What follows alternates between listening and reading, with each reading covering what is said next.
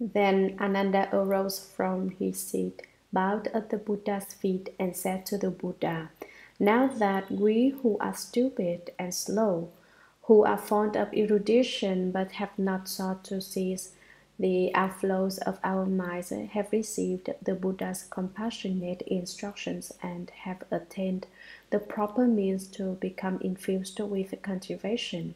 We experience joy in body and mind and obtain tremendous benefit.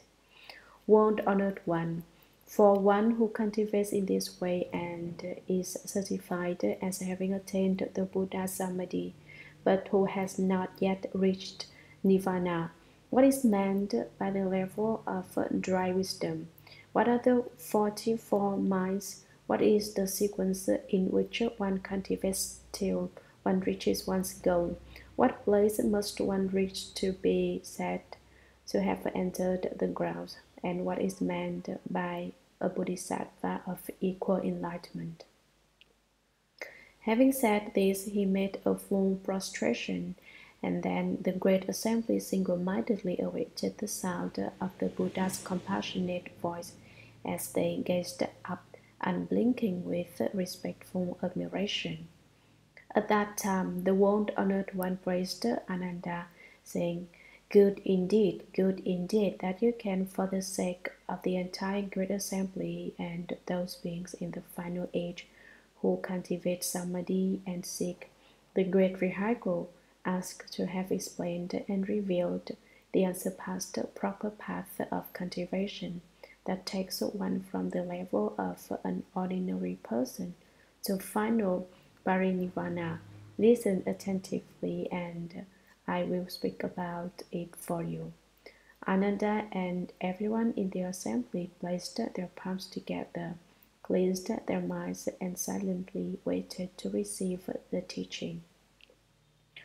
The Buddha said, Ananda, you should know that the wonderful nature is perfect and bright, apart from all names and appearances.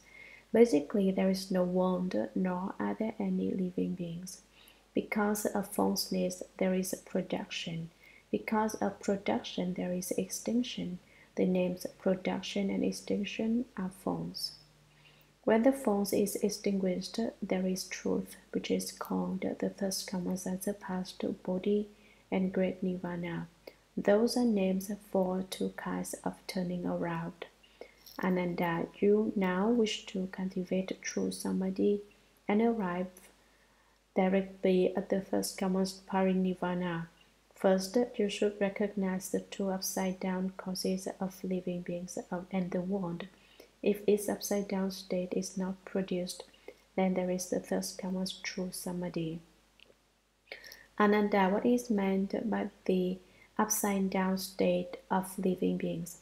Ananda, the reason that the nature of the mind is bright is that the nature itself is the perfection of brightness. By adding brightness, another nature arises, and from that false nature, views are produced, so that from absolute nothingness comes ultimate existence. All that exists comes from this. Every cause, in fact, has no cause. Subjective reliance on objective appearances is basically groundless. Thus, upon what is fundamentally unreliable, one sets up the world and living beings. Confusion about one's basic, perfect understanding results in the arising of falseness. The nature of falseness is devoid of substance. It is not something which can be relied upon. One may wish to return to the truth, but that wish for the truth is already a falseness. The real nature of true suchness is not a truth that one can seek to return to. By doing so, one misses the mark. What basically is not produced, what basically does not dwell, what basically is not the mind, and what basically are not dhammas arise through interaction. As they arise more and more strongly, they form the propensity to create karma. Similar karma sets up a mutual stimulus. Because of the karma thus generated, there is a mutual production and a mutual extinction. That is the reason for the upside down state of living beings. Ananda, what is meant by the upside down state of the world? All that exists comes up from this. The world is set up because of the false arising of sections and shares. Every cause, in fact, has no cause. Everything that is dependent has nothing on which it is dependent, and so it shifts and slides and is unreliable. Because of this, the world of the three periods of time and four directions comes into being. Their union and interaction bring about changes which result in the 12 categories of living beings.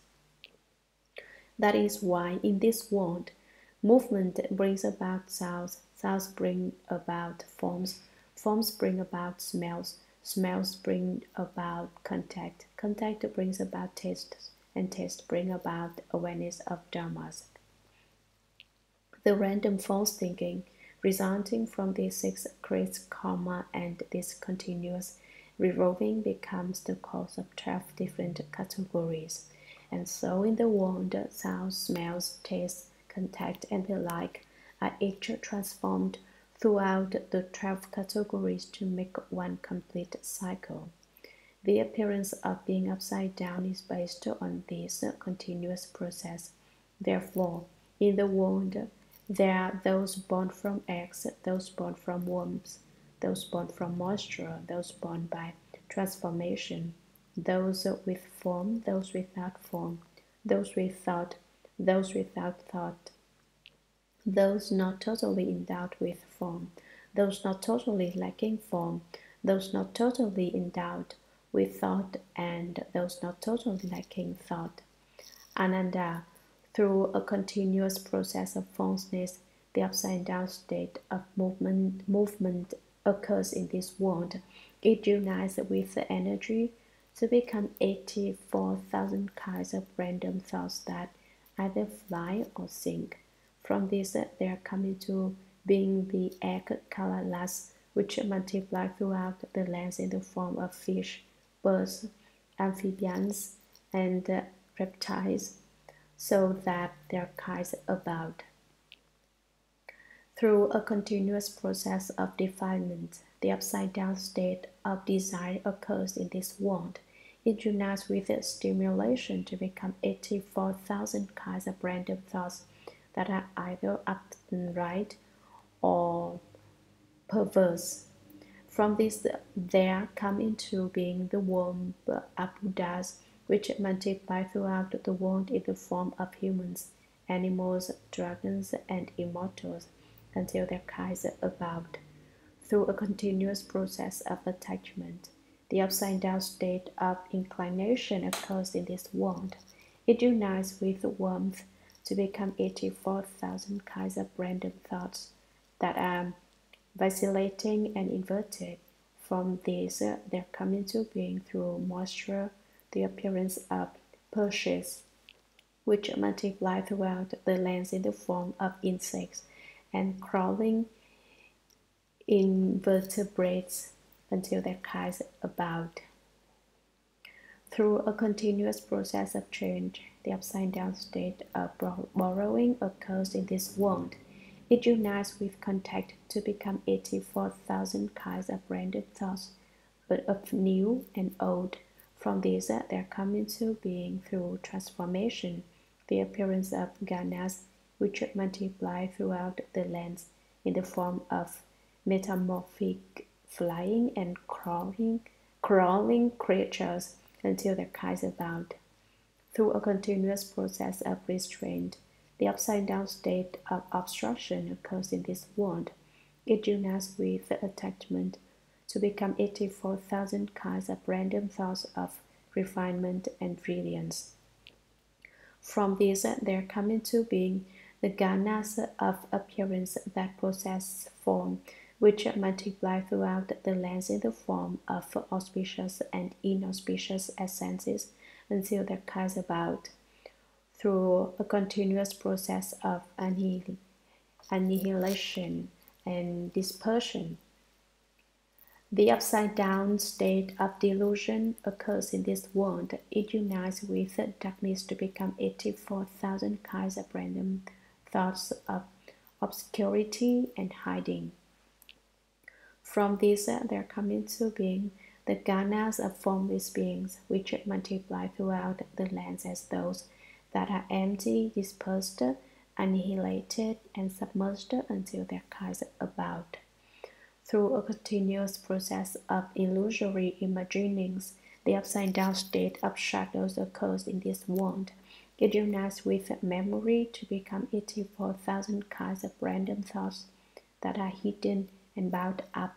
From this, there come into being the ganas of those with thought, which multiply throughout the lands in the form of spirits, ghosts, and weird essences until their kinds about. Through a continuous process of dullness and slowness, the upside-down state of stupidity occurs in this world. It unites with obstinacy to become 84,000 kinds of random thoughts that are dry and attenuated. From this, there come into being the ganas of those without thought, which multiply throughout the lands as their essence and spirit change into earth, wood, metal, or stone, until their kinds about. Through a continuous process of parasitic interaction, the upside-down state of simulation occurs in this world. It unites with defilement to become 84,000 kinds of random thoughts of according and relying. From this, there come into being those not totally endowed with form, who become ganas of form which multiply throughout the lands until their kinds about in such ways as jellyfish that use shrimp for eyes. Through a continuous process of mutual enticement, an upside-down state of the nature occurs in this world. It unites with mantras to become 84,000 kinds of random thoughts of beckoning and summoning.